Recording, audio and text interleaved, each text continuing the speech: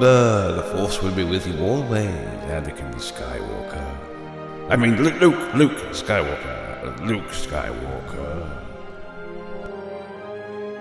What's going on, everyone? Jeremy here from The Quartering, and it's been a while since we got to talk about... since we got to talk about the absolute disaster that Disney Star Wars has been, and they released a new show, I don't know if you even knew this, called The Acolyte, and it is absolute garbage, woke trash. It's getting the reviews are absolutely bottoming out. The last review I saw for it was a 2.2 on IMDb and a certified rotten review score on Rotten Tomatoes. This is, of course, being touted by Disney. Disney itself is saying it is the wokest Star Wars show ever, in which the star of the show has two mothers instead of a mother and a father, and, of course, is a DEI Jedi and all sorts of other things like that.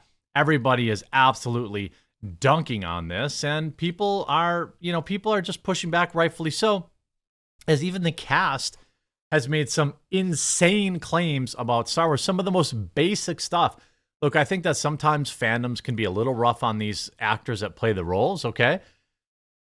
But to think that Anakin Skywalker was the one that took out the Death Star is something that was said not once but twice by stars of the show. Anakin Skywalker. Anakin. I don't even understand how you screw up a very simple detail like that. Let's talk about this. And speaking of not giving money to companies that hate you, have you tried the Veebs app?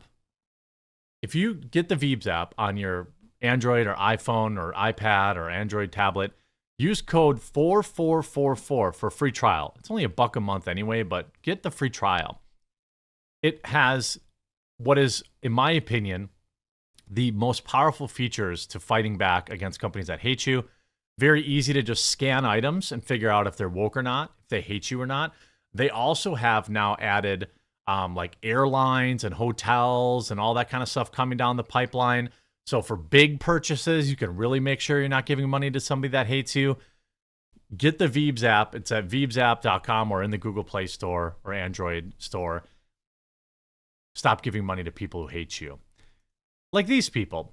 During their scintillating press tour, where people who worked on the Acolyte explained to everybody who the real Star Wars fans are, Charlie Barnett says that Anakin blew up the Death Star. It's not a slip of tongue. He said he said it twice, and he's proud of the insight. Well, Anakin just killed a whole Death Star. How many people died on that? Well, Anakin. This guy's definitely enjoys the company of other men. I did get in trouble for this answer at Star Wars Con. I got heat. Yeah. And in my mind, it's so funny to me because it literally, as a person who's outside and just a fan coming in, he's not a fan. That was what was so beautiful and interesting to me. You know, people have been talking to me online about how Darth Vader is such a bad person. It's very clear, and it's very well established from those actions. But if you can't look and see that Anakin blowing up the Death Star possibly killed millions and millions of people. I mean, wait, millions and millions? There were millions and millions of people on Death Star. Also, Anakin? Again, he said it not once, he said it twice. And everybody's obvious. I mean, this is a basic day one knowledge of Star Wars. Then we have, obviously, this clip. Disney definitely hires the worst, most divisive people. This is the star of the new Star Wars movie series. In the beginning of I Am Legend where he's like, first it was or maybe it's another dystopian movie, but it's like, first it was the zombies. He had to kill that poor dog. You know that, like, that's how they effectively made white people really afraid during that movie, was that they killed the dog. What? First of all, is the implication that black people wouldn't have cared about that? You know what I mean? Yeah, whites. Animal cruelty is the one thing I won't allow. Animal cruelty. That's the one thing. What gets them. Them. What gets them. I think it wasn't until I was older. So she's just a bitch, right? If you're watching The Acolyte, again, she hates you. She speaks about white people as a monolith in a pejorative manner, a negative manner, in a dismissive manner, and it is still 85% of their audience. I hope a bunch of black gay people can watch Star Wars. because that's what you want, right? That's who you're pandering to. Black gay people. Hopefully they can hold up your $100 million budgets. And I could really understand things. I mean, it's Lisa Liberty. Feature, not a bug. I never thought as an American I would be rooting for a U.S. company to fail. This only complete collapse of Disney can teach them a lesson now. Nothing else seems to be working. Disney's going downhill. Walt would be pissed if he saw what was happening. Stereotypes don't appear out of thin air. I mean, it goes on and on. By the way, also, fun fact, if you made it 5 minutes into this video, you know who's producing this show? Mr. Weinstein's personal assistant that almost certainly, at least in my opinion, knew everything he was doing. It's my opinion that this woman probably handpicked all the women that went into that office and were taken advantage by him. The guy that's serving, I don't know, 100-year prison sentence right now. Here's Libs TikTok. The new Star Wars series, The Acolyte, is, quote, the gayest Star Wars yet, according to the producer and cast. Does this make you want to watch it more or less? I want to ask you both because this is, I would say, arguably the gayest Star Wars, I think, by a considerable margin. And are you excited about that? Are you bracing yourself? Star Wars. Not the It's pretty gay, let's be honest. Yes, it is gay. Star Wars is gay. I mean, there you go. I mean, do you want to watch it? Are you paying attention yet? This is a feature, not a bug. This is what they want. They want to take everything that you loved as a child and they want to make it a freak show for propaganda. They want to make it a vehicle to spread propaganda. I mean, that is quite literally what these individuals want to do.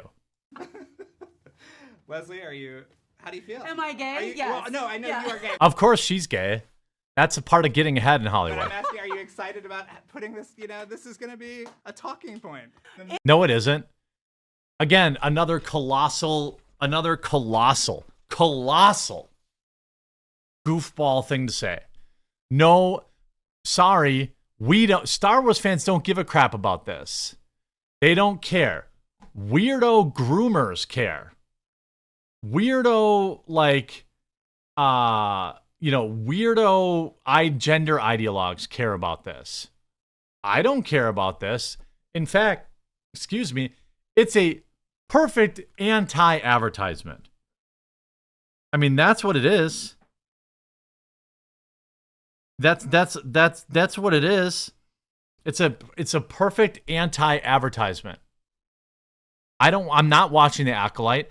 Anytime I see the show, anytime I see it, I'm going to say the star of that show hates white people, and they're worried about it being the gayest Star Wars ever. Be a talking point? I'm sure some. Because nerds are gay. Well, Yeah. Some nerds are very not gay and are very threatened by gay. Threatened? No.